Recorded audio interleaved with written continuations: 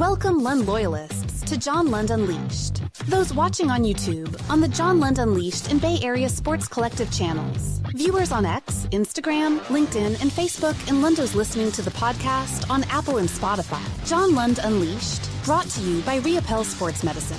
Got pain? Check out our revolutionary stem cell treatments. And guys, if low T is bringing you down, 𝐟𝐸𝐵L Sports Medicine can put you back in the game. Now all juiced up and ready to go, here's John.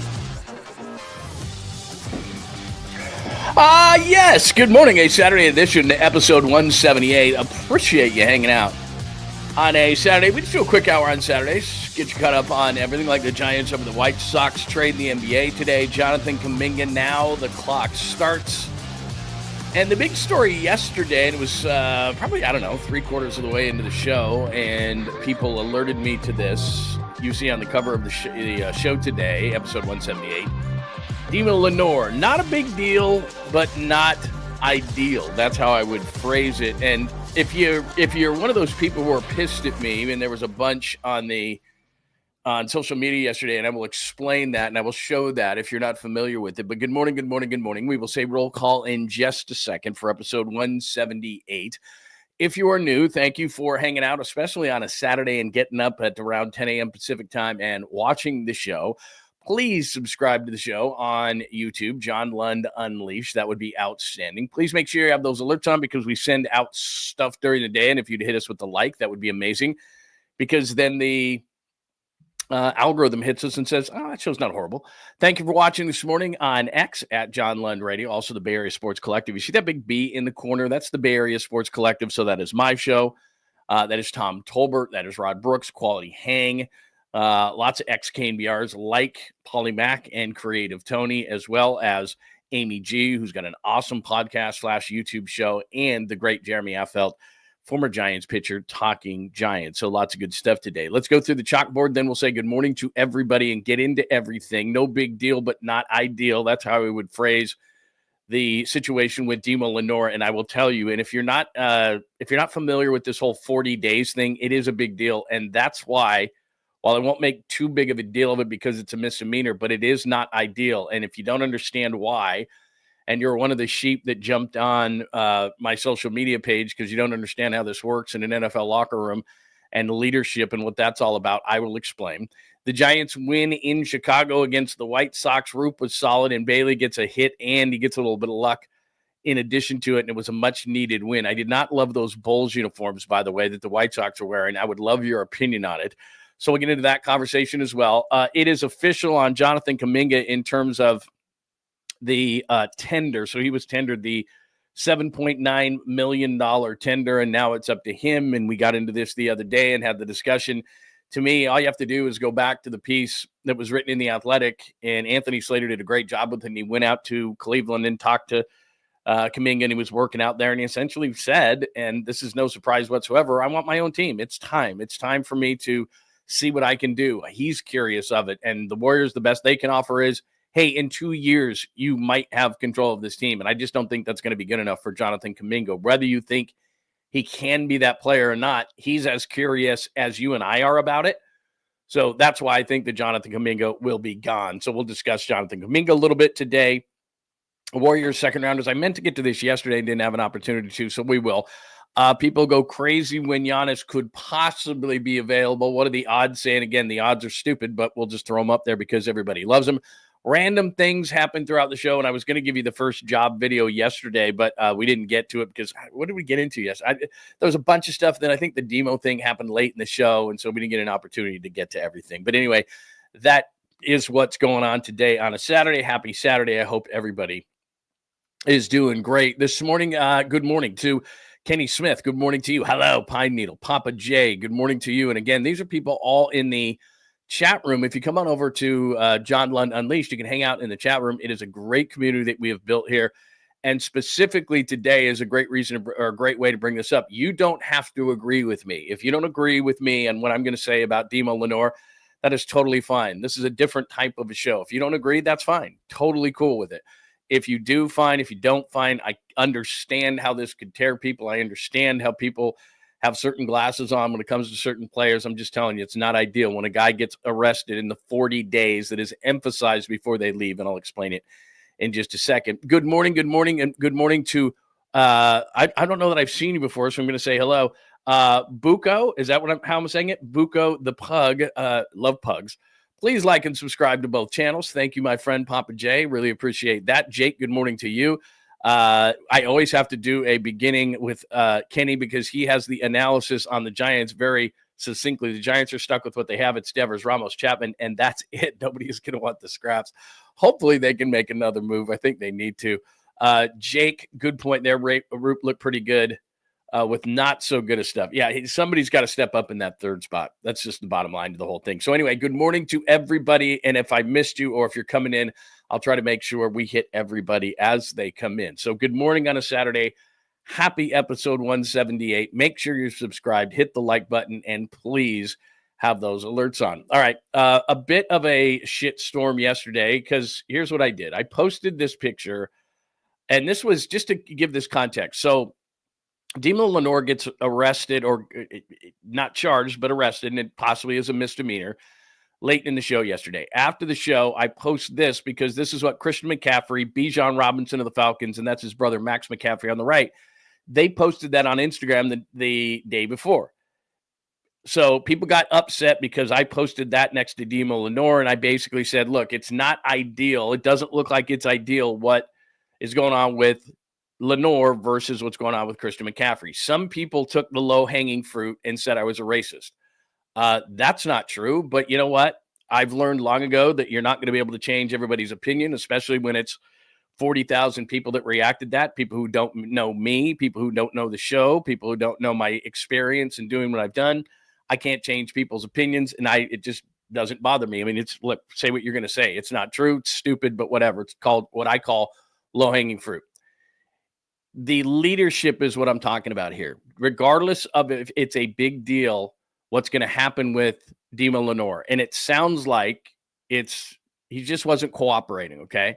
Probably had a couple of drinks, wasn't cooperating with the police. They get overzealous. I get it.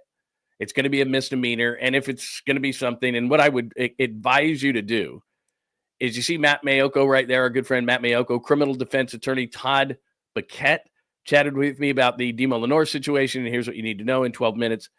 Go over to Matt Mayoko's channel at some point today, not during the show, but at some point today. And I watched it, and it's going to be a misdemeanor. It's probably going to be nothing, but that's not the point here. It's not the point. And I'm going to play a couple of things to explain why I think that. But Dima Lenore, and I'll play this for you in a second. And like I said, no big deal, but not ideal. No big deal, but not ideal. The whole purpose here is, and if you don't understand this, I'll explain it to you. Coaches in the NFL hate this 40 days. They hate it. All right. So before this happens in every single locker room, before they let him go, before the 40 days between the last OTA and the first training camp practice, you're on your own. And the coaches emphasize like a mother to the players, don't screw up. And I'll play a couple of cuts from you. All the media asks about it because we all know that this is a time of year that makes coaches and organizations nervous. They hate the 40 days. It's like, go have a vacation, go. But what they think is everybody's in great shape. Everybody's adhered to the offseason program. Everybody's doing great. And then that 40 days, I don't know, you could get in trouble. You could gain 10 pounds or 20 pounds. You could, all these different things could happen. And now there's no leeway between the last OTA and the start of training camp. So if you're not in shape, if you screw up, if anything happens, then that's going to affect the season. Anything else, injuries get taken care of right away, all these different things. If you have something stupid in the offseason, whatever the case may be, it's okay. There's still time. There's still time. There's still time. There's still time. There's no time.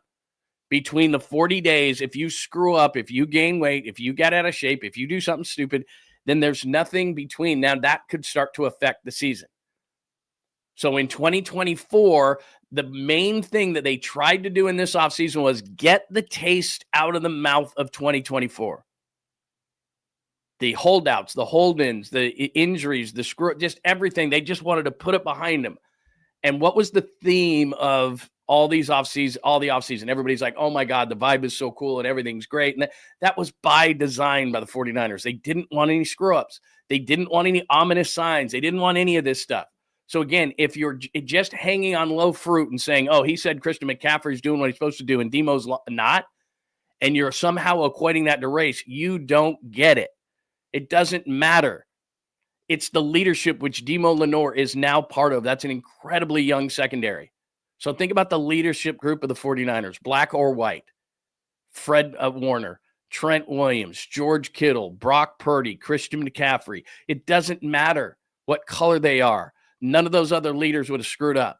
And I know it's going to be a misdemeanor and not generally a big deal for Demo Lenore, but I can guarantee you that when he gets back here for training camp, Kyle and the powers of be are going to sit down and go, dude, what are you doing? You're not a rookie. You're not a second-year guy. We just gave you a big, fat contract. And part of getting a big, fat contract, if you don't know, is now there's the pressure and you have to be a leader, like it or not, especially when you have a young secondary. The guy across from him that's going to be the corner across from him probably is going to be a second-year guy. Jair Brown's a third-year guy. Malik Mustafa's a second-year guy. You're the veteran. You're the leader in the secondary, and this kind of stuff can't happen. And it doesn't matter if it's a misdemeanor or something more. It doesn't matter if it's an overzealous cop. Just in that situation, and I don't know it, I've just read what you've read. It's just, hey, man, he's being an asshole. Maybe that cop is being a jerk. Just you cannot put yourself in that situation. You're a leader on the football team. There was all these problems last year. It was Camp Kumbaya. The 40 days, the coach has his fingers crossed. Please, no problems. It doesn't matter how small. So if you don't understand that, then you don't understand what this is all about. You don't understand team building, and you don't understand what it's like in a locker room, and you don't understand what it's like for leadership. That was my point. And that's okay. If people want to go to low-hanging fruit who don't know me, who don't know the show, who don't listen, who don't watch, who haven't watched, haven't listened over the 30 years that I've done this, that's fine. I've got no problem because I can't change people's opinions. And long ago, I decided to stop worried about it. But if you understand this 40-day period in which coaches go, please no problems, this is probably going to be nothing. But it's the point of it. So here's Demo Lenore before he left talking about him being a leader now with this team. Vocal this last few weeks, months or so? Yeah, I feel like I've been very vocal this year, as far as like just comparing it to last year and the years before that. I wouldn't really say nothing, but now I'm like more breaking down the team, kind of helping guys out and, just saying stuff when it needs to be said. You don't want your leader doing stupid stuff. Like I said, it's a misdemeanor. It's not a big deal, but you're not getting the point if you think that is just that it ends there. It's not a big deal. But it's not ideal, like I said on the cover of the show today. So you're going to come back to training camp and you got a second-year corner and a second-year safety and a third-year safety, and you're the leader back there. And what it does is it's about decision making. So if you're a good decision maker off the field, are you a good decision maker on the field? Hopefully the two are synonymous. Sometimes they're not. You can make dumb decisions off the field, or like I can make dumb decisions at work and good decisions in other parts of my life. I can be a good father and a bad this, or good that and a bad this. Like, I understand that. But a lot of times in life, good decision maker, bad decision maker. And again, maybe he had a couple of drinks. I've done stupid stuff. I've been arrested. It's happened to me. I mean, I know. And it doesn't reflect who I am, and it probably doesn't reflect on who he is. But what I'm talking about is the 40 days right now in which right before they left, Kyle Shanahan gave him a speech that said, dude, guys, these 40 days, don't screw it up. So it has to be in the back of your mind, even if that cop is being an ass, I can't get arrested here, man. I might be in the right. This might just be a misdemeanor, but I can't get arrested here. That's my point. So let me play these next few for you. So everyone's asked by the media about the 40 days because everybody knows what it's all about. So here's Demo being asked about the 40 days. Quote unquote veterans and someone who's been through this the past couple of years, what would you say is the most important part of now until camp, this break? Really just tuning up your skills, I would say. I feel like it's really about this next 40 days is really about, excelling at your position and just being, very real attentive and locking in on the details.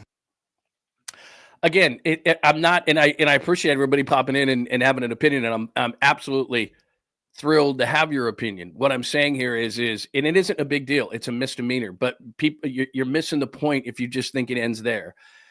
Everybody asks about the 40 days because the 40 days is a big deal. It's part of the process. Listen to Kyle Shanahan talk about it.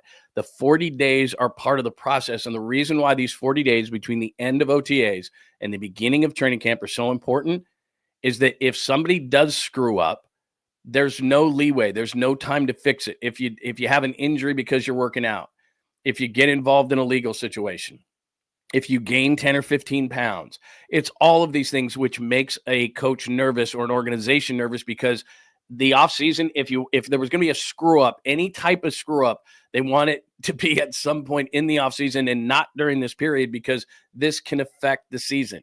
And again, it's more intense this season because what the 49ers went through in 2024. And it's not only the things that actually happen, holdouts, hold-ins, injuries. It's just the ominous sign that they all point to. You and I have talked about this a ton from 2024, which is after a while, after bad thing, you know, these guys aren't robots. And it gets into their head like, it's just not our year. This happened. They started to pile up. And you and I can feel it as fans. We know when there's a great season. We've had this conversation, you and I. We know when it's going to be a great season. We know it's going to be a bad season. All the things start piling up. The 49ers wanted nothing to do with that. As small of a situation as this might be, you don't want your guys ending up on the police blotter, especially in the 40-day period. So here's Kyle Shanahan talking about how this 40 days fits into the offseason. What have you said to them about how you want them to spend that time? I mean, the biggest part is the work we put in already. Like the work we put in since April, whatever, since phase one. I've been extremely proud of the guys and what they've done. You put all that work in, and now we got these 2 practices left, and now it's 1 really. And I mean, I almost want to cancel the whole week. But there's 20 guys out there who still really need this week, and then there's 60 guys who kind of, you know, they're just trying to get through this and let's not get them injured. And that's kind of our biggest goal with everything. Everyone's put in the work. There's some younger guys who still need more reps, but it's knowing what you've done. Now get away from us for about 40 days. Some guys can stay here. We have the weight room open. We have all that stuff. But get away, assess what's gone on, work to improve that stuff. So when you come back to really compete in training camp, you've put in the work and now you found a way to take a step forward. Like, I always remember you go back to spring football or anything, and it doesn't matter whether it's good or bad. You put in all that work, and then you need a certain amount of time to get away so you can find a way to get an edge on people you're competing against, and that's that time for these guys. All right, so that's the process of the offseason.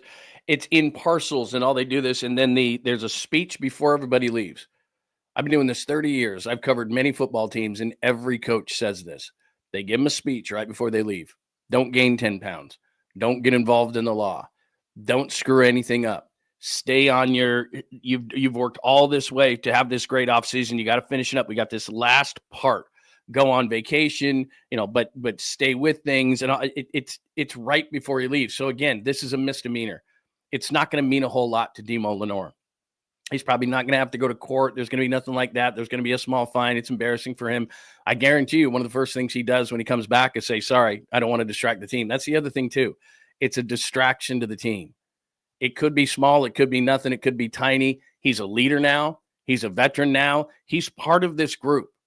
He's part of this leadership group with Trent Williams, with Fred Warner, with George Kittle, with Brock Purdy, with Christian McCaffrey. These are guys who have this certain way that the 49ers do business. And even if it's a small, tiny thing like this, it's a thing. And it is emphasized before they walk out of the building for these 40 days in any way, shape, or form, whether it's legal, whether it's physical, whether it's staying in shape, whether it's just anything. Just don't screw this part up because we're so close to the season. If you do screw something up, we can't bail you out. It's a problem. Then it affects the season. If you do something like this at the beginning of the offseason, whatever, you're not in shape, you can get in shape. If you screw up with the law, okay, by that time you've resolved it and your focus is on football. Like there's just nothing. It's the bigger picture of it. I know it's small. I get it. It's not ideal. It's no big deal, but it's not ideal. So that's the situation. Here's one last one with Christian McCaffrey, how he was going to spend the 40 days. 40 days to get ready for training camp. I'll get ready for training camp. Yeah, a lot of training and recovery and different things, but it'll be dedicated to just getting ready for this season and having a kid. So So again, the reason I play those things is because everybody gets asked about the 40 days. McCaffrey did. Kyle did. Demo did. I didn't play the videos. Trent Williams did. Bryce Huff did. All those guys on the last day that the media could talk to him, one of the questions was about the 40 days. How are you going to spend the 40 days? How are you going to spend the 40 days? How are you going to spend the 40 days? Because it's a thing. And so it's not great. And again, he'll come back and it's not going to be a big deal. This isn't some, DUI charge. It's not a murder charge. It's not, the first thing I thought of when I think it was actually Pine Needle who alerted me to it late in the show yesterday, before I had seen the story, the first thing that flashed in my mind was, I hope it's not domestic violence.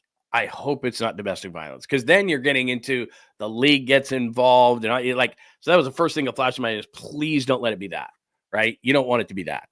First of all, just because it's a terrible thing. But second of all, then the league gets involved and all that kind of stuff. And it's a big deal. So look, is it a big deal? No. Ultimately, it's not going to be a big deal. Is it not ideal because 2024 had all that stuff and you don't want 2025 starting that way? They just gave a speech to one of the leaders of the team who just got a bunch of money, and with that money comes responsibility. And part of the responsibility is, even if you're not in the wrong, and I don't know if he was or he wasn't, you can't screw up. It's only a misdemeanor, Lund. I get it. It was an overzealous cop, Lund. I don't know that, but okay. If it was, I get it. But you still can't put yourself in that situation. You've had a few drinks probably.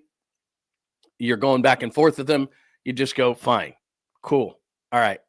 I'm Demo Lenore, San Francisco 49er, leader of the team. Just got a big contract. Can't get myself in this situation.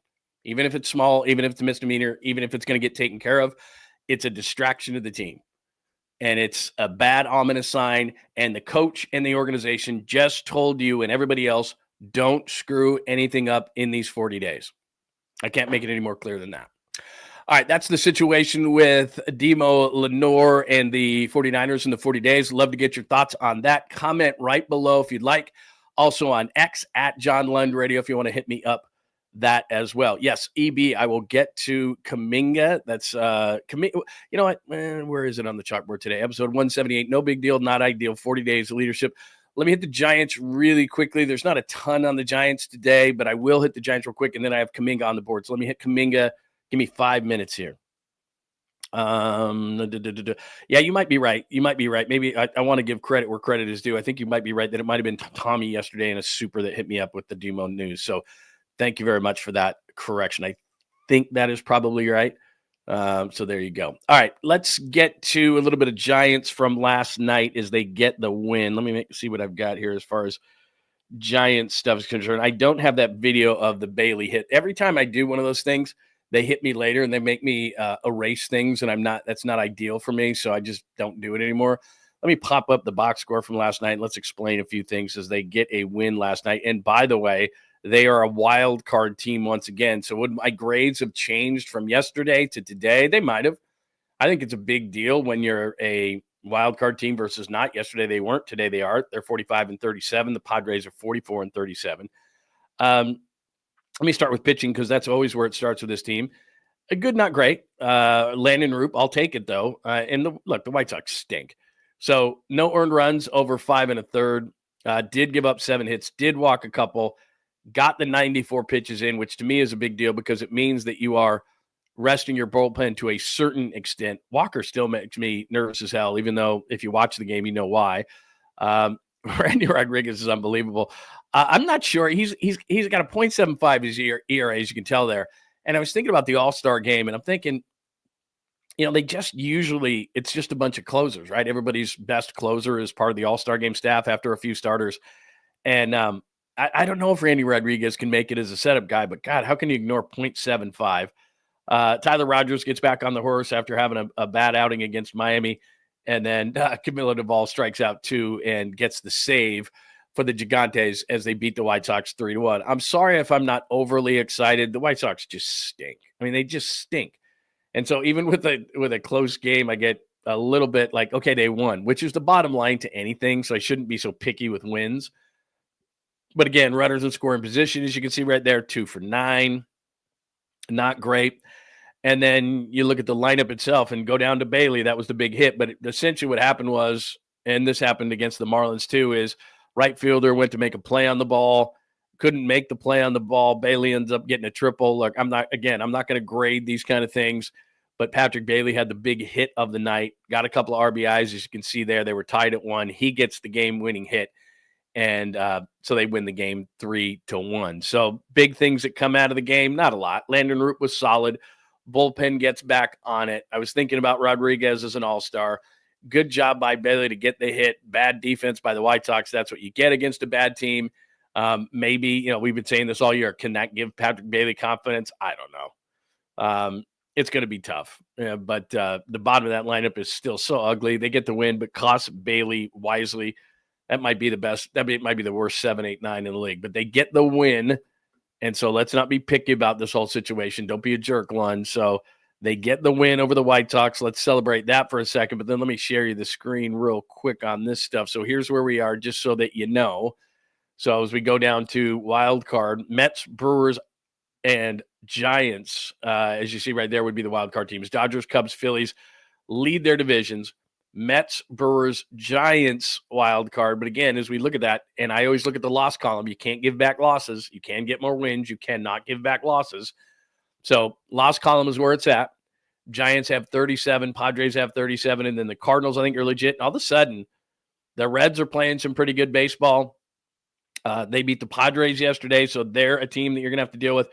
Diamondbacks come up right after the White Sox. They're kind of treading water since the Burns injury. I don't consider them contenders, although I guess you got to say contender. Anything over 500 is a contender. And in the back of my mind, I keep thinking that the Braves are going to make some sort of a move, and there's a lot of time. Marlins, Washington, Pirates, Rockies, they're out of it. I'm going to say just because of the Braves' track record that they might be able to get back in this thing. But a couple of weeks ago when the Giants played the Braves, they were horrible. And that was a horrible baseball team. So I still think, though, but in legitimacy right now, 37, 37, 38, 39, 40, those teams are all in it against the Giants as far as the wild card is concerned. And for a minute there, we were like, oh, maybe they could be hanging with the Dodgers. They're 6 back of the Dodgers at this point, and I don't see it unless Buster can go and get another bat. So that's the story as far as the Giants are concerned. Any thoughts on the Giants, please let me know. But I'll give them the credit. Don't get me wrong. I give them the credit. Randy Ray goes today, and I'm not down on Randy Ray at all. He pitched amazingly well in May. Hasn't quite been as good in June, but that's a big start, I think, for him. So there you go. That's what's coming up. White Sox and Gigantes today. I think 1:10 Pacific. Am I right in that? 1:10 Pacific for the Giants and the White Sox from Chicago. And by the way, can I just mention one more thing before we get into a little bit of hoops? Because there's a lot going on in the NBA right now as we're finally to the offseason and things are happening. What did you think of those uniforms last night by the White Sox? That's just not for me. I like the Bulls uniforms on the Bulls. What's weird about that uniform, first of all, is doing the cross-section with the Bulls, and I kind of get it. And I don't know if the Giants did a Warriors kind of a uniform, I just think it might be weird, or a Niners uniform or something. I think it'd be weird. But there's a White Sox and a Red Sox, and you're the White Sox. And I understand that there's a white sock on that hat, but you're basically red and black, and there's already a Red Sox. So when I was watching the game last night, first of all, I thought they were playing the Reds for a minute. I was like, is that like a Reds City Connect? Oh, that's a White Sox City Connect. Like, it's not even close. Like, I get it. You're honoring the Bulls, like the Jordan Bulls. And you're so bad that I guess you got to harken back to, the 90s and the Bulls and all that kind of stuff. I get it. But I don't know. Why? I guess, okay, you've seen it long enough. I guess I'm better than that. Not really. That uniform is probably better looking than me, so I probably should have kept it up. But I guess every once in a while I go on this tangent. Why is it so hard? Like, why is it so hard with all the great designers and people who could design really cool things in our world, not let alone our country, but our world? You're Major League Baseball or just any alternative uniform in any professional sport. For the most part, what would you say, 80% are bad, maybe even higher? I don't know. To me, and they're not marketing to me. I get it. So you tell me.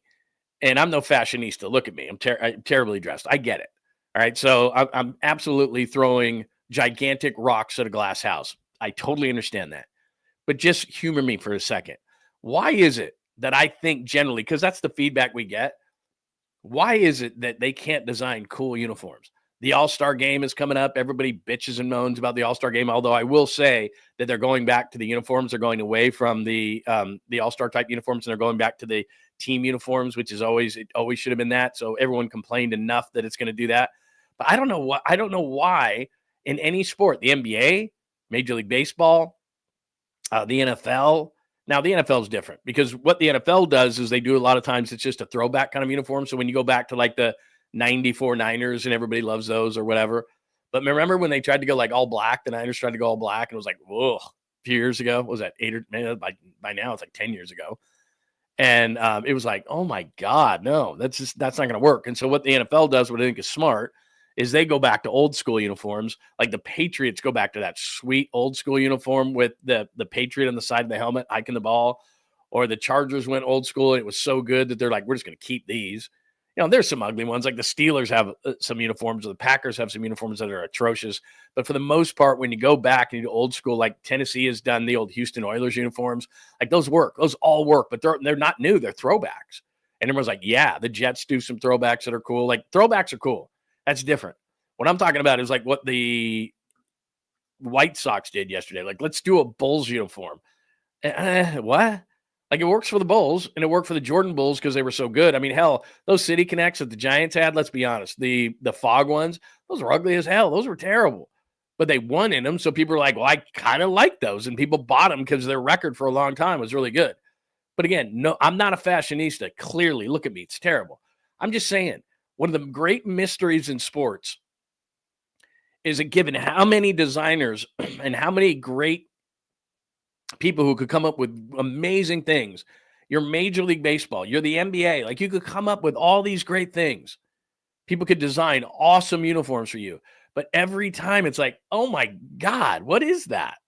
I'm trying to think who has good. There's a couple of teams, I guess, who have good City Connects that I don't mind so much. The Giants have grown on me a little bit, but I still think they could have done a lot better job. I do like their new City Connects better than their old City Connects, but they're still not great.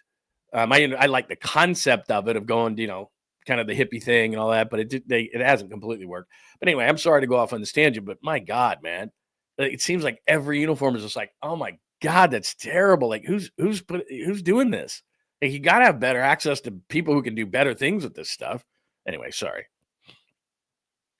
Yeah, believe me, I don't think they're great. I guess I'm comping them to the fog ones. I did not like the fog ones at all. Didn't like anything about them.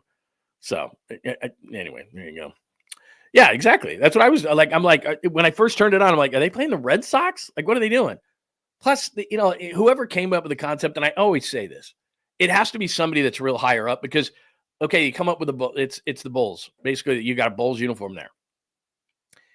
And there's already a Red Sox. So even going at the red is stupid and confusing. Like, I don't know. It just didn't work. It didn't work for me. I just think that people, they get the best designers in the world. You're a huge entity. You're Major League Baseball. You're the NBA. Like, come up with cool stuff. Like, why can't you? I don't get it. Anyway, enough of that. Need to go there. All right. I forgot who. Sure, boy. Good morning to you. It is great to see you. Who else is here today? Joe Schmo is here. Danny, it's good to see you, my friend. Christopher, I'm not sure if I said good morning, but good morning to you. EB here. EB, were you the one who asked about Kuminga? I think you were. Let's get into Kuminga. And you asked about what the $7.9 million offer is. All the $7.9 million, he's a restricted free agent, okay, is what Jonathan Kuminga is. So what you have to do with a restricted free agent is you have to offer him what's called the qualifying offer. All right, so that it basically just you retain their rights. All right. So what happens with a restricted free agent is you can match anything. So somebody else could go do the negotiating for you. And then they say it's, we're just saying for the sake of conversation, 5 and 180. Well, you can just say, okay, we'll match that deal and Kuminga stays with us. The qualifying offer, all that does is it lets you retain the rights. So the first step in this process happened, which is they extended Jonathan Kuminga a $7.9 million qualifying offer. Had they not done that, he would have been a free agent right away. Okay, you're a first-round pick, and that's what the advantage of being a first-round pick is. You get that qualifying offer, which makes you a restricted free agent, and the Warriors can match any offer. So that's what happens to qualifying offer. Where the murkiness starts to come in when it comes to Jonathan Kuminga, as I've told you, And we played this for you yesterday. In fact, you know what? I should go bring it back up. I'm going to bring this up again so that we can discuss this and everybody's going to be on the same page here. Let me pull up Mike Dunleavy, which I played for you yesterday, but let me do this real quick. Hang on, Mike. Give me a second. So yesterday, this is what I was talking about. And this is who's asking these questions. I can't remember, but I will once I hear the voice.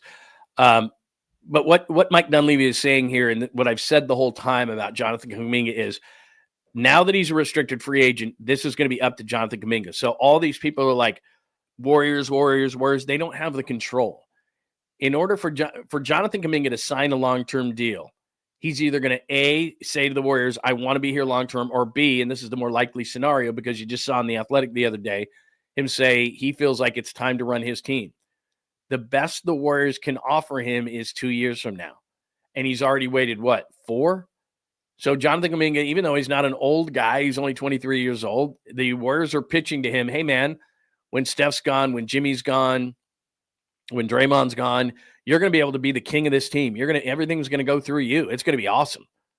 And Jonathan Kuminga's sitting there going, I'm ready now. Now, whether he is or not, that's a totally different debate. But in his mind, because he just said this in The Athletic, in his mind, he's saying, no, I'm ready now. I don't want to wait 2 years. I've sat on the bench. They've taken me out of the rotation, and the only reason they played me in the rotation in the playoffs was Steph got hurt. Hardly played in the Houston series. Didn't play in the biggest game of the season at the end of the year when they had to have that Clippers game in the last game of the year. Kuminga didn't play. So they can say all the niceties they want about Jonathan Kuminga now. There's words and there's actions. He didn't play in some of the most important games of the year coming down the stretch. He hardly played in the Houston series, and he only played in the Minnesota series because Steph Curry got hurt. So now they can sit there and say, no, but we want you, because they want that safety net, and Joe Lacob really likes him. Jonathan Kuminga's camp is sitting there going, look, we're ready now. And we don't want to wait 2 more years. And who the hell knows what happens in 2 years? What if Jonathan Kuminga blows his knee out? What if Jonathan Kuminga, whatever the case may be, he doesn't want to be here anymore. It's clear. And so this is Mike Dunleavy about 48 hours ago acknowledging the fact that they no longer have control, and the control really lies in Jonathan Kuminga and whether he wants to be a Warrior long term. Not going to stress out about it too much, but I think the main thing is making the right decisions, figuring the whole thing out, whether that's day 1 or day 10 or whatever it is. So got to be prepared to take it as far as it goes. But yeah, the priority I would think for both sides is to get something done early. How much is his desire to come back or not to come back going to play into beyond just the negotiations, money and years wise, just his desire to be here? Well, yeah, it's important. I mean, I think from his end, ultimately, he's the one as a free agent that has to sign the contract. So by him doing that, if that happens with us, that's reflective, I think, of his desire to be here. And, we'll see. Okay, so that's the key point to everything he said is it's up to Jonathan Kuminga. He just said the ball's in his court. And I've been telling you that since near the end of last year it's not up to the Warriors. And so many people are sitting there going, well, the Warriors won't get what they want back, or the Warriors this, or the Warriors that. The ball is no longer in their court. It is no longer their decision to make. And I've told you this, and you know this, so I don't want to sit here and preach it because I say this almost every day, which is the NBA players have more control than any other professional sport. NBA players, if they want out, they say they want out, and generally the team will say, okay. Like right now, everybody's sitting around going, where's Giannis going to go? Is he going to stay? Is he going to go? And I was looking at their roster yesterday. It's atrocious. It's an atrocious roster, and Brook Lopez is a free agent, and Damian Lillard's gone. And look, they're not going to contend in the East at all. Now, if Milwaukee can convince him somehow, some way that we're going to do A, B, and C, and we can contend, maybe he'll stay. But logic tells you that at some point, Giannis is going to say, this isn't going to be for me. So let me stick a pin in Kuminga for a second, because I saw this yesterday. I meant to put it on the show, and I didn't. Man, those are small. But you can see right there where I've highlighted, and these don't ever come true. They're just, like I told you, they're clickbait porn, which is the Warriors are at 20-1 according to the powers that be. But if you see at the top there, the Spurs, I think the Spurs do make a ton of sense. And this is just Vegas saying what's logical. Spurs make a lot of sense. They've got a lot of young players. The Heat, I don't know who Milwaukee would take off the Heat unless they don't want to give you. Here's the thing. I take Bam Adebayo. They're not going to do that. I'll take Tyler Hero. They're not going to do that. They're not going to give you those kind of guys. They want a big three, and they want those guys on the team. What else you got? Knicks, that would make sense. You want Karl Anthony Towns to build around if you're Milwaukee? Not really. Brooklyn's got the cap space. They don't have anybody. Why would you want to go to Brooklyn? They don't have anybody. Toronto has been a team that has been talked about. The Cavs just made a move today for Lonzo Ball. That doesn't mean that they couldn't get Giannis, but they've got some young players. They just got disappointed in the playoffs. That makes sense. The Mavericks, they're not going to give up Cooper Flagg. They're not going to give up Anthony Davis. Again, if you're Milwaukee, what you're looking for here is picks and a build-around player. The perfect case scenario is a Shai Gilgeous-Alexander type. In other words, Oklahoma City was treading water. They trade Paul George to the Clippers. They get picks and a young player. The young player is Shai Gilgeous-Alexander. The picks, and they still got tons of them. And now you're awesome again.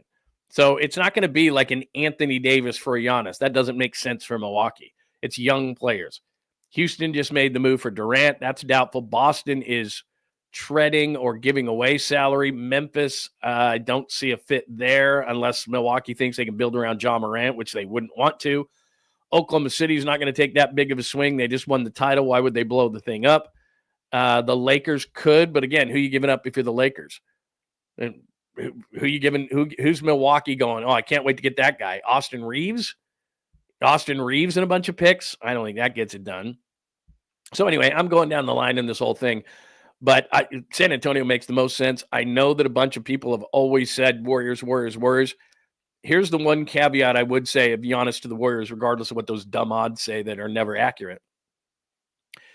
If he wants to come here, and there's been all sorts of speculation through the years that Giannis wants to play with Steph Curry, but if he wants to come here, if he looks at the Warriors and says, I know Oklahoma City, I know Houston, I know San Antonio, I know all these teams are really good, I know Dallas just got Cooper Flagg, but I think if I go to the Warriors in a certain situation, we could win. And you know what's really funny is people, like, again, this is just dumb social media stuff. It's like, would they part with Draymond Green? It's like, are you insane? Of course they would. In a trade for Giannis? But here's the thing, and I always tell you this. You're the other GM. You want to build around Draymond Green at 34? Of course you don't. They don't want Draymond Green. The Bucks don't want Draymond Green. Are you kidding? Like, you got to match salary somehow, so you've got to, there's got to be someone like that in there. And Draymond Green makes a ton of sense from a Warriors perspective because we're bringing in a big who generally can't shoot, but he's a great player. So he's going to play Draymond's position. So we want to get rid of Draymond. So you'd need a third team, like get the Lakers in there or something. You need a third team because Draymond's not going to Milwaukee to lose. Can you imagine he'd be like, are you kidding? You have to move him to another team. So if you're Milwaukee, if Draymond Green's part of a deal, there's a third or fourth team involved. And it's hard enough to make a 2-team trade, let alone a 3-team trade. So he's got to go to a winning team. He's not going to Milwaukee. Are you kidding? He'd lose his mind. He's not going there. So it'd be like a 3-team trade. The Lakers get involved. They get Draymond Green. Milwaukee gets, I don't know, Austin Reeves, Jonathan Kuminga, bunch of picks. Giannis goes to the Warriors. Lakers get, I don't know. They can't just get Draymond Green for Reeves. I don't think they would do that. But anyway, you get my point, is that if Giannis says, I want to go to the Warriors, I've won you a championship, I've done what I was supposed to do here, Milwaukee would trade him. And they'd try to get the best deal back that they possibly could. But that's just how the league works nowadays. Your superstar player says, you know what, this ain't working for me. And I don't know how Giannis could come to any other conclusion. Damian Lillard is out. Middleton's on Washington. What has he got? Kyle Kuzma next to him? That ain't going to work. You might be a playoff team in the East because the East is so bad. They might be like a 6, 7, 8 in the East, get knocked out in the first round. That's not ideal for Giannis. So look, maybe he just loves Milwaukee. I don't know. Maybe he just loves it, going to stay, wants to be one of those one-team guys. Back in the day, it's like, look, we have a roller coaster ride. My team's good, my team's bad, I stay. My team's bad, my team's good, I stay. That's how it used to be. Like, we're going to get players. I'm going to get players here. We're going to do this thing. Milwaukee's not exactly a preferred destination in the NBA. It's ultimately why LeBron had to leave. He's like, team players aren't coming to Cleveland. They're not scratching and clawing just because I'm here to come to Cleveland. There are certain destinations. It's just, look, you can have all the free agent money you want under the cap. They're not coming here. So, and Milwaukee's probably one of those places. Not a bad city, and I'm not ripping on the city. I'm simply saying that it's not a preferred destination. So everybody's kind of waiting on Giannis is the point. And could Kuminga be part of a deal in Milwaukee if Giannis decides this is where he wants to go? Absolutely. But that's why everybody's kind of sitting back. But let me go back to now. Okay, so that's the Giannis side of the thing. Now let's say just Giannis isn't part of it, just talking about Kuminga. Kuminga's going to decide. Brooklyn's the only team with salary cap space that it could absorb such a just straight up. That's the only team. But if you read something where people say that's the only place he can go, that could not be further from the truth. It's Kuminga saying this is the situation. It's one of two things going to happen. Either Kuminga says, I don't care where you send me. It's just got to be a place where I can run the show or be a 1 or 2 option, and I'm playing 35 minutes a night so I can see what I am. Because we don't know what Kuminga is. He doesn't know what he is. Honestly, if you ask Jonathan Kuminga, are you a superstar? Like he'll probably tell you, yeah, but he doesn't. In the back of his mind, he hasn't done it, so he doesn't even know. Like, how could anybody know? Like, everybody speculates. I think he is. I think he isn't. He doesn't even know. And that's what's burning inside of him is, I don't know what I am. I don't even know. I got to go to a team and I got to find out in 35 minutes a night if I can do this. Like, to go back to the Ace Bailey situation yesterday, it looks like he's finally going to, I don't know if he has because I haven't looked this morning. He was going to report to Utah today. And one of the reasons, they talked to his agent and they said, dude, Ace Bailey's 18 years old. If he was on a Warriors or somebody like that, he'd sit 2 or 3 years. He's going to go to Utah. He's going to play 35 minutes a night. We're going to find out what he is right away. And that was appealing to the kid, apparently, and he's going to show up, I think. Same thing with Kuminga. Like, Kuminga's like, I don't care if it's Utah. I don't care if it's Charlotte. I don't care if it's, put in there. I don't care if it's Brooklyn. He doesn't care at this point. He just wants to go to a place where he can play. And either he is or he isn't. Personally speaking, I think that Jonathan Kuminga can be like a Jordan Poole type. He can score 20. He can grab, 8 boards. He can be a guy. He can be an all-star. He can put up numbers.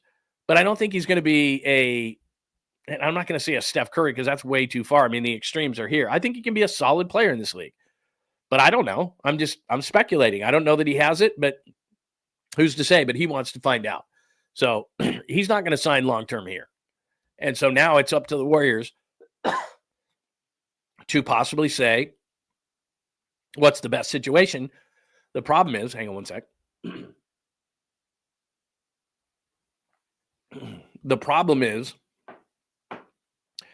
if Jonathan Kuminga says, let's say that he has a conversation with somebody, with a team, and they, blow all the smoke and say, you're going to be the guy and we're going to build around you and we really want you and this and this and this. Then he's going to go to the Warriors and say, that's the team I want to go to. Make out your best deal. Like, let's just say for the sake of conversation, it's Brooklyn. And they signed him to some ridiculous deal because they're the only team under who have the cap space to do it. And the Warriors could match it. But if Kuminga goes to the Warriors, his agent goes to the Warriors and says, we don't want you to match it. Let's do a sign and trade here. That's what the Warriors are going to do. And unfortunately, in a team like Brooklyn, what talent do they have? I mean, you're looking for size. So they've got some size on their team, but they're not great. So anyway, that's the latest on him. Kuminga is not the dude. Yeah, I mean, I tend to agree with you, but I don't know 100%. Now, is it going to be Curry? Is it going to be Durant? Is it going to be? No, I don't think that. And I've told you this a million times. There's people within the organization that will not be unhappy that he leaves. I know that. All right. What else do we have on Kuminga? Any more thoughts there? Yeah, I'm concerned about this too. I got to reach out to him. Thanks, man. Thanks, Brian, for bringing that up. And like I said, I'm just kind of picking and choosing here, so I don't know what you guys are talking about. But yeah, I need to catch up with him. I don't know what's going on there. I thought his daughter was okay, so I don't know what's happening, but we need to find out. All right, let's see. What else do we have on the agenda today? So it is episode 178. No big deal, but not ideal when we talk about Demo Lenore. The 40 days, I told you why that's so important and why the 49ers, regardless of this being a misdemeanor, are not going to be real happy with one of their leaders they paid a bunch of money to.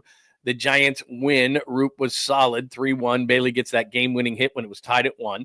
We just explained the Jonathan Kuminga situation.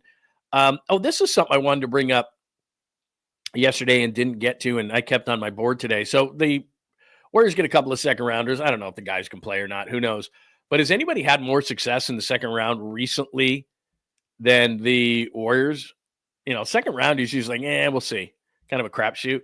I mean, Trace Jackson-Davis, Guy Santos, say what you want about Pascal, Draymond Green, obviously, Monte Ellis, Gilbert Arenas. I mean, my goodness, man. Now we're going back a ways to Gilbert Arenas. What's that, 25 years ago? But still, I mean, you get that much second round talent.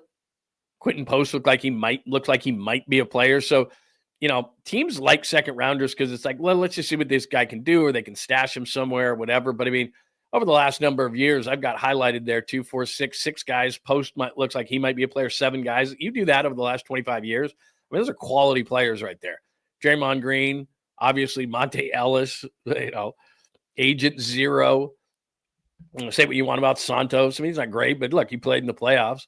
I like Trace Jackson Davis. I think sometimes he's underutilized, but they've had good success in the second round. So I'm not saying that who they took in the second round, maybe they make it, maybe they don't. I don't know. I don't know these guys all that well. These 2 guys they got in the second round, we'll see. But they've been able to utilize second rounders. They've been able to do a pretty good job, about as well as anybody, maybe better than anybody, as far as the second round is concerned. So I don't know what these guys are going to bring to the table. We'll watch them in the summer league and see. But pretty good success rate as far as the Warriors in the second round. One NBA trade this morning, and I got to be honest, his dad really didn't do him any favors. Then he's had a ton of injuries, and Lonzo Ball is never going to live up to the draft selection of number 2 where they took him. De'Aaron Fox, a better player, and they took Lonzo, did the Lakers back in the day ahead of De'Aaron Fox. But the Bulls are agreeing to trade Lonzo to the Cavs for Isaac Okoro. I'm not an Isaac Okoro fan, but Lonzo Ball can be a good guard in a 3-guard rotation, and I would have loved to see the Warriors grab somebody like that. Now, I know they need size, don't get me wrong, but Lonzo Ball, good ball handler, has improved his shooting, even though it's a funky-looking shot. He's never going to be a great shooter, but he certainly improved it. He's a really good defender. He's long. He's athletic. Now, look, the injuries have taken their toll. There's no doubt. I'm not saying he's a 35 to 40-minute a night, star player, but as players who come off the bench are concerned, he's a big guard who could have taken some of the playmaking burden off of Steph Curry. Would have loved him in a 3-guard rotation, but he got a decent-sized contract. He'd cost too much money, but that's a nice move. Like, the reason I bring it up is because it's always good teams ripping off bad teams, and it doesn't matter the sport, and it doesn't matter the generation. Cleveland right now is a good organization, good team, had a great regular season, disappointing playoff. But they go to the Bulls and they say, who are trying to probably shed money and say, hey, Isaac Okoro for Lonzo Ball. And the Bulls go, okay. It's like, Isaac Okoro isn't, I don't know. He doesn't do anything for me. I think Ball's a nice 3rd guard in a 3-guard rotation. And he can do a lot of things. And I'm not penciling him in for an all-star game, but you know what I'm talking about.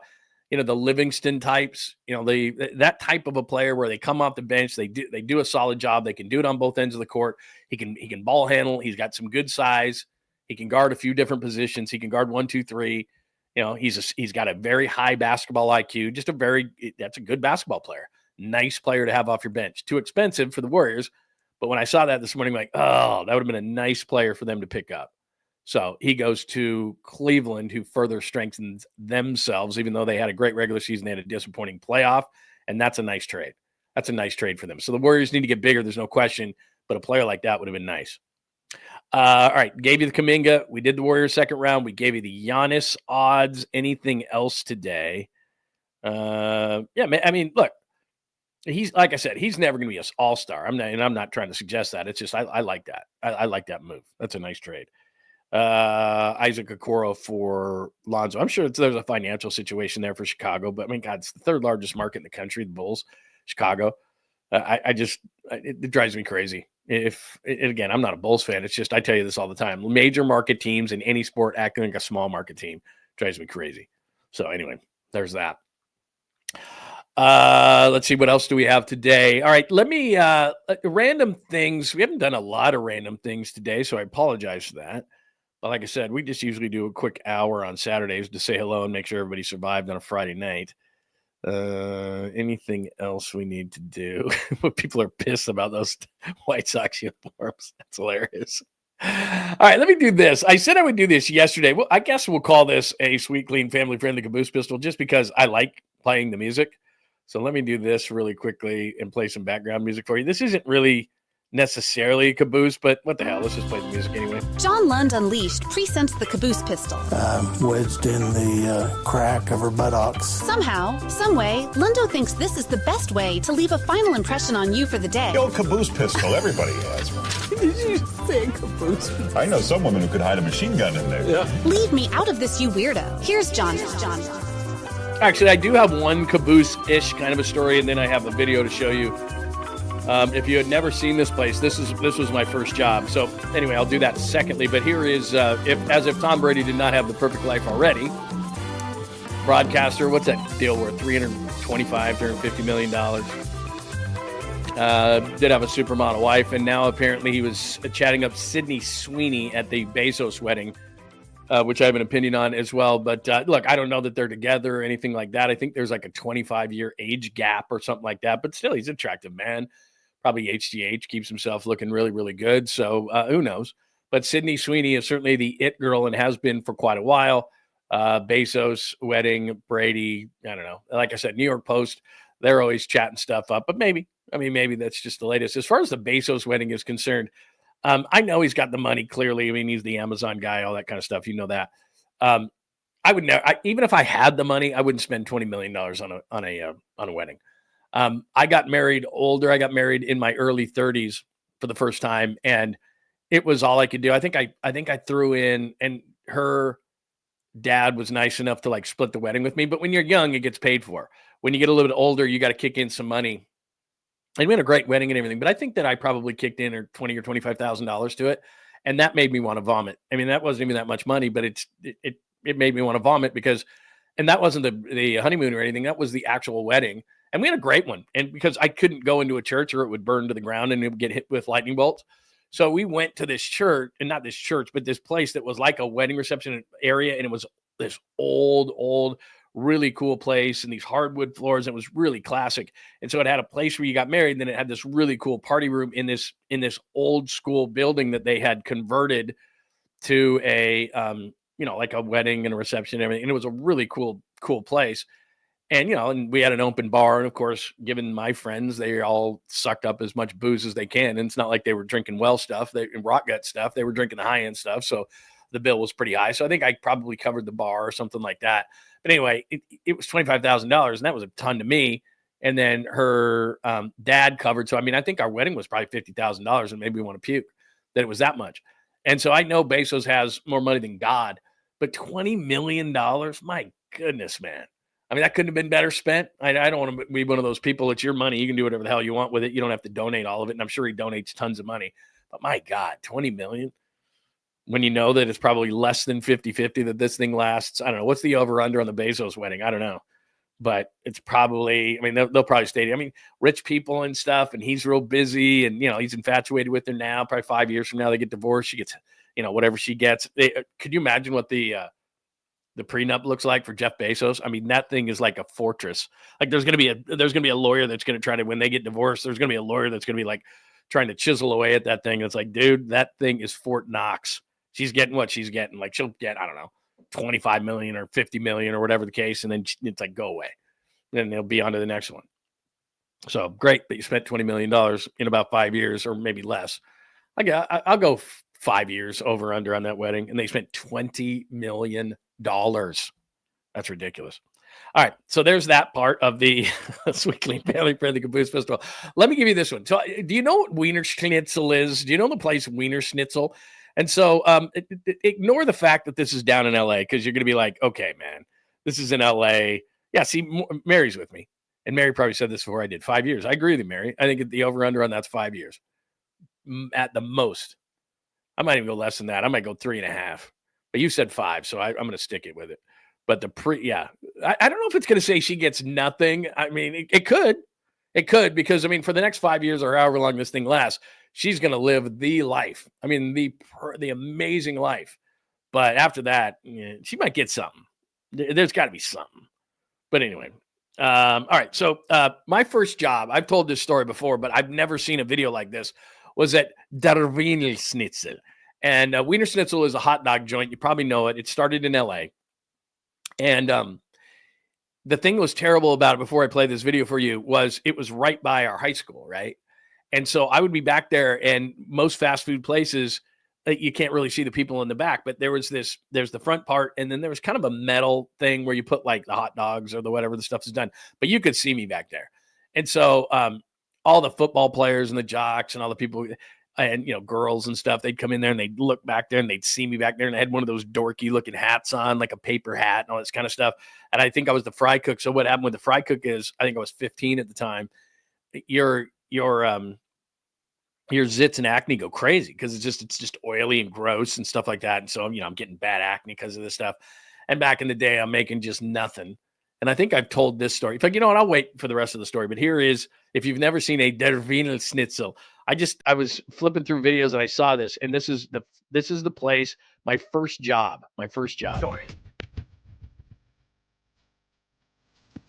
This deal is legit, bro.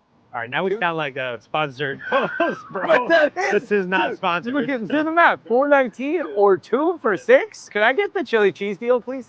There we go. What's up with the A-frame? Architecturally, the A-frame stands out. It's memorable, and now it's beyond kitschy, where it's like historic architecture for fast food and otherwise. So one of the cool things about Wiener Schnitzel is ketchup and mustard color. That reminds people of hot dogs, and those are the common toppings on hot dogs. But they're also known for the drive-through, which is literally driving through the building. There she is in all her glory. Looks like a messy bathroom. Put myself back on stage. He goes, looks like a messy bathroom. And when I saw that, there's more to the video, but that's enough. When I saw that hot dog and that chili and all that stuff, it just brought back all these bad memories of making those things. But like I said, that's all I did is I sat back there, and there's like chili dogs and chili cheese and regular ones. And then there's like a Polish where you put it on rye bread and with a pickle and all this stuff. It just, all these bad memories flowed back, and the fries and everything. But yeah, I worked in one of those things. That was my first job. I was 15. Two worst parts of it were, he talked about red and yellow, but the other color was brown. And so when I went to work, they had this brown polyester that you had to wear. So you could wear like black pants or something, but the shirt was like a brown polyester with yellow and red. I don't care if you were Tom Brady or Sweeney. You couldn't look good in it. Like, you could be the best looking person on earth. I don't care who it was. Brown, red, yellow, not a good color combination. Just not good at all. And so you look terrible. And then they make you wear one of those mesh hats, which is like awful, just a terrible look. And so everyone was laughing at me when I was in there. But the funniest part about the whole thing was, and my dad knew this. So, when you're young, you don't know about taxes and all this different kind of stuff or whatever. And you're just like, okay. So I had worked there my first couple of weeks, and I go to pick up my paycheck. I asked my dad. I didn't have a driver's license yet. I asked my dad. I'm like, I can't, it's payday, man. Payday. Can we go get my check? And he says, yeah, we'll go get your check. So we get in the car, we go down there. I can still remember this day. And, I go to the back door, knock on it, open the door. There's a little office right there. And they said, can I have my paycheck? Yeah. So obviously nowadays they just put the money in your account. So I grabbed the check. I run out to my dad's car. I open up the check, and it had these taxes taken out. So I think my first check that I ever got, and I know this is going to sound ridiculous, was like $42. And I was expecting it to be like $100, which back in that day, like $100. Oh my God, the world is my oyster, man. I can do anything I want. I didn't know about taxes. And my dad didn't tell me about it because he wanted me to learn that way. So I get like $42. And I just start bawling. I'm like, I did all this work and fries, and everybody made fun of me, and I had to wear brown polyester, and sure enough, my dad just starts laughing. I'm like, what are you laughing about? And he's like, son, welcome to the world. They're called taxes. Uncle Sam gets his cut. That's the way it goes. Because when you're a young kid, you know this, like your dad hands you $20, $25, $40, whatever the case may be. And you're like, yeah, taxes. What are you talking about? I get my money. It's like, no. There's this. And, in California, right? There's this. And they take all your stuff. And you're like, you've got to be kidding me. I got $42. I wanted to quit. He's like, you're not quitting. You are not quitting. This is what you're going to do. You're going to stick it out. And I'm like, oh my God, for $42. Anyway, that's my story. Wiener Schnitzel. That was my first job. Der Wiener Schnitzel. Oh, they did close down. I didn't know that. They did close down. All right. Yeah, I got to be honest with you. The food was not great. And that was the whole thing, was like, they would tell you too, like, well, as part of your compensation, you get, half price food. And it's like, so after a while, like, you make yourself a chili cheese dog or something, because your shift, you get a lunch break. So your lunch break is, you don't bring in other food. You're eating der Wiener Schnitzel, like hot dogs all the time and all that kind of stuff. And, you know, after a while, you're like, okay, I've had 92 chili dogs this week. Like, I'm good. That's why, like, when the guy had the chili dog there, I was like, bleh. Like, I've eaten so many damn. So let me go back here. Workman-like dog, man. Gets the job done. Was it elite? Probably not. The way I truly feel, it's a good snack. Grab and go. You feel like. Yeah. I mean, I had 100 of those things. I see those things even nowadays. I mean, that was 30 years ago, and I'm like, bleh. Like, no. They were terrible. I mean, that looked good. No, they were not good. Not good. Even though I would say, like, if you go to, like, I am always surprised that not that a hot dog would ever be a hamburger in our society. Like, a hamburger is the thing, right? But hot dogs are damn good. And there's actually a place by me called Devil Dogs. I don't know if you know of it, or if you go to Chicago or something. My folks are from Chicago. And one of the first things we have to do, we have to get pizza. My dad, there's two things we have to do: pizza and a Vienna beef. And those things are a different ballgame. I mean, those things have like the relish and the sport peppers and that's a whole deal. And then they put the fries in them, the fresh cut fries, and they wrap it in together. That's a whole different ballgame. That's a whole different ballgame. So anyway, no. You do a chili dog right with some cheese and some onions and all that stuff. It's good. It's just that, I ate like 92 a week because that's what they offered you. They're like, well, it's time for lunch break. Here you go. Have a chili dog. I'm like, ugh. Man. Okay, there you go. See, there's still one. And it's not like I wouldn't go because I don't think I've had one in like 30 years. But that was my first gig. Brown polyester shirt, mustard and ketchup colors on it with one of those, those fast food, like weird looking hat things. It was bad luck. And if I had a girlfriend at the time, it was like, please don't come into Wiener Schnitzel with your friends. And they would. And there's the girl that I kind of like, and she's got like 3 girlfriends, and they're looking back there, looking for me and stuff. I'm like, I run straight to the back. They're like, wait, fries are up. Because I was like, fry guy. They're like, fries, you got to get the fries. They're going to burn. I'm like, I don't care. I'm not coming out there. I'm not going to be seen. No chance. I wish they had like hats like this, and I could just go like that. It's not me. I don't know what you're talking about. Anyway. Right, there you go. And that hot chili, totally. You could smell it 2 to 3 blocks away. Oh, that's outstanding. All right, there you go. That is a sweet, clean, family-friendly caboose pistol. Embarrassing myself. That was my first job. Der Wiener Schnitzel. That is episode 178 on a Saturday edition of the program. Episode 178, no big deal, but not ideal when it comes to Demo Lenore. 40 days. I explained that to you. The 40 days are a big deal. That's why this is a big deal, because Kyle Shanahan said to all the players, and they say this every year, and every team does, please don't screw up in these 40 days. You might as well just say we're in the regular season, because now if you screw up or you gain 10 pounds or you get arrested or you do any of these things, then we're so close to the season that it cannot be undone, and especially with 2024, and we don't want to have it, we don't want to have these things and these ominous signs and all this kind of stuff. So no big deal, but not ideal, especially for one of the leaders that you just paid a bunch of money to. Giants win. They're back at it today at 110 against the White Sox. Robbie Ray on the mound.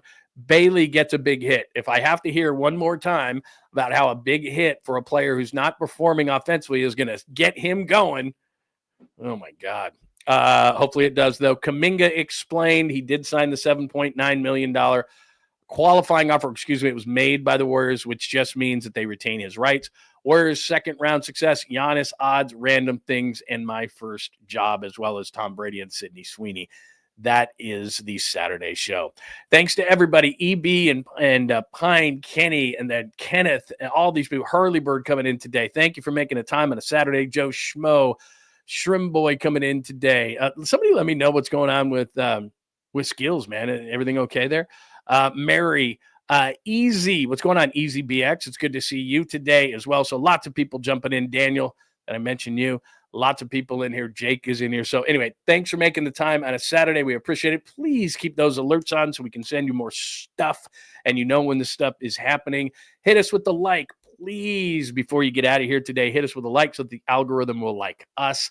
Make sure you're subscribed to John Lund Unleashed on YouTube, and you see the big B there, Bay Area Sports Collective. Make sure that you hit us there as well, because that's my show. Tom Tolbert, Polly Mac, Creative Tony, Amy G, Rod Brooks, and Jeremy Affeld. So it's a great thing. Lots of great content for you there. So hit that at Bay Area Sports Collective. And thanks for watching on X today as well. Remember, questions, comments, thoughts, you don't have to agree with me.